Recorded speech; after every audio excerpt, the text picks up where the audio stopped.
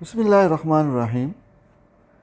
ازخ اپنی کتاب ڈیڈی کے آغاز میں وجہ تصنیف بیان کرتے ہوئے لکھتے ہیں، یہ کتاب کیوں لکھی گئی؟ یہ کتاب کیوں لکھی گئی تو جواباً بھی سوال ہے کہ کیا واقعی یہ کتاب ہے؟ چلیے اگر اس کو کتاب مان بھی لیں تو یہ جاننے کے لیے کہ یہ کتاب کیوں لکھی گئی، یہ جان لیجئے کہ یہ کتاب کیوں کر لکھی گئی۔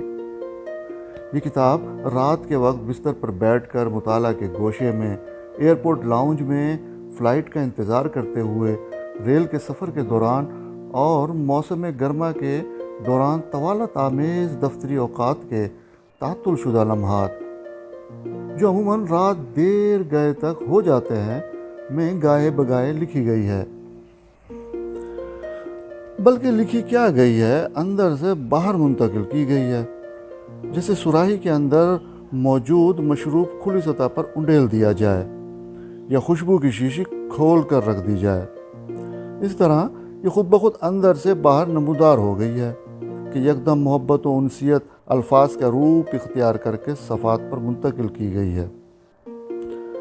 ازخ آگے چل کر لکھتے ہیں، یہ کتاب بچوں کے لیے لکھی گئی ہے، اپنے بچوں کے لیے، سب بچوں کے لیے، چھوٹے چھوٹے بچوں کے لیے، ہر عمر کے بچوں کے لیے لکھی گئی ہے۔ ڈیڈی کے 7 بچوں کے لیے، ان کے بچوں کے لیے، ڈیڈی کے ہزاروں شاگردوں کے لیے، شاگردوں کے بچوں کے لیے، ڈیڈی کے دیگر شناسہ حضرات کے بچوں کے لیے، ہر ڈیڈی کے ہر بچے کے لیے، آپ کے بچوں کے لیے، ہر بچے کے باپ کے لیے، خود آپ کے لیے بھی کہ آپ بھی تو اپنے ڈیڈی کے بچے ہیں نا۔ یہ داستان یہ سوانح حیات نہیں، ایک سطری خاکہ ہے۔ اس میں رنگ اپنی مرضی سے بھر لیجئے، لیکن یہ خاکہ داستان گوئی، لفاظی، ادبی مصلحت اور روایتی عقیدت کے بجائے سچی اور محبت کی لکیروں سے بنایا گیا ہے۔ ڈیڈی کی ذات کے بے شمار گوشے ہیں، ہر شخص کی ذات کے بے شمار گوشے ہوتے ہیں، ہر ذات واقعات سے بھرپور ہے، لیکن ڈیڈی کی زندگی بجائے خود ایک واقعہ ہے، خوشگوار واقعہ۔ حوالہ جاتی واقعوں اور مبالغہ آمیز قصوں سے میں نے ہر ممکن اجتناب کیا ہے اور سیدھا اسلوب اختیار کیا ہے۔ اگر اس خاکے میں آپ کو اپنے ڈیڈی کی جھلک نظر آئے تو سمجھ لیں کہ مقصد پورا ہو گیا۔ اپنی یا کسی بہت ہی عزیز کی سوانح لکھنا اور لگی لپٹی بغیر سچ لکھنا کتنا مشکل کام ہے، اس کا مجھے بخوبی اندازہ ہو گیا ہے۔ ایک عام قاری یہ توقع کرتا ہے کہ سوانح حیات حیرت انگیز واقعات اور چٹپٹے قصوں سے بھرپور ہو۔ گو کہ ڈیڈی نے بہت ہی سادہ اور عام سی زندگی بسر کی ہے، تاہم اس کو روایتی اور مروجہ انداز تحریر میں قلم بند کرنا اتنا آسان نہیں جتنا بظاہر دکھائی دیتا ہے۔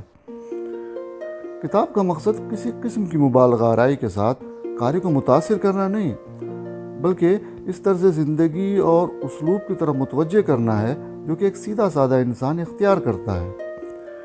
ڈیڈی کے سادہ سے مذہبی رویے کو ان کے اور خدا کے درمیان چھوڑتے ہوئے میں امید کرتا ہوں کہ ہمارے معاشرے میں مروج غیر ضروری احتساب سے اجتناب کیا جائے گا۔ اس کتاب کے لکھنے کے لیے میں کچھ لوگوں بلکہ بہت سے لوگوں کا مشکور ہوں کہ ان کی رہنمائی اور حوصلہ افزائی کے بغیر یہ ممکن نہ تھا۔ سب سے پہلے امی کا، جنہوں نے مجھے جنم دینے کے علاوہ بچپن میں ہی تعلیم کے زیور سے اور ادب کے جواہر پاروں اور موتیوں سے روشناس کروایا۔ اپنے بہن بھائیوں کا کہ وہ بھی امی اور ڈیڈی کے بچے ہیں۔ اپنی بیوی بچوں کا کہ کتاب لکھنے کے دوران مجھے مشورے دیتے رہے اور میرے ہر طرح سے معاون و مددگار رہے۔ ان تمام عزیز و اقارب کا جو ڈیڈی شناس ہیں، ڈیڈی کی عزت ان کی پیٹھ پیچھے بھی کرتے ہیں۔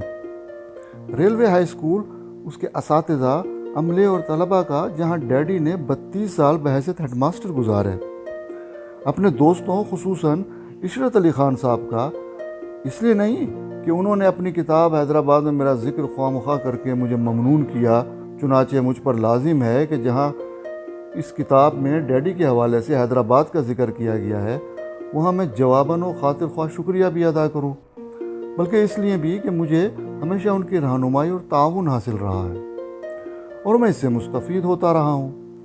افتخار صاحب پیراماؤنٹ پرنٹنگ پریس کے مالک اور میرے دوستوں شمیم انصاری اور چودھری نظام اور خلیل بلوچ صاحب کا خصوصاً شکریہ کہ ان حضرات کی محبت اور حوصلہ افزائی یکجا ہوئی تو آج یہ صفحات ایک کتابی شکل میں آپ تک پہنچے ہیں۔ شہر حیدرآباد کی جانی پہچانی مشہور ادبی شخصیت محترم عنایت علی خان ٹونکی صاحب اور محترم عین الحق حقیقہ کے کمال شفقت سے انہوں نے میری نہ صرف حوصلہ افزائی فرمائی بلکہ الفاظ کی نوک پلک بھی سنواری۔ بیگم و جنرل ہمایوں خان بنگش اور بیگم و جنرل ایس پی شاہد کا کہ انہوں نے نہ صرف ہمیشہ میری حوصلہ افزائی کی بلکہ ڈیڈی اور اس کتاب کی خیریت پوچھتے رہے۔ اپنے چھوٹے بھائی عاصم کے تعاون کا خصوصاً شکریہ کہ کتاب کی اشاعت کے لیے اس نے ویسٹرن یونین ذریعہ استعمال کیا، اور صوبیہ کا جس نے کتاب چھپنے سے پہلے ڈیڈی کو پڑھ کر سنائی، اور سب سے بڑھ کر خود ڈیڈی کا کہ میں ان کا بیٹا ہوں۔ شکریہ ڈیڈی۔